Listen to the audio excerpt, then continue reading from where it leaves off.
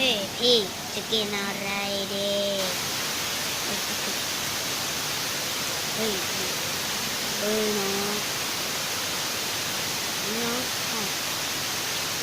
เดี๋ยวเราพี่ขอไปนะเฮ้ยพี่จะไปหนีก่อนนะมากินข้าวผัดของก่อนสิ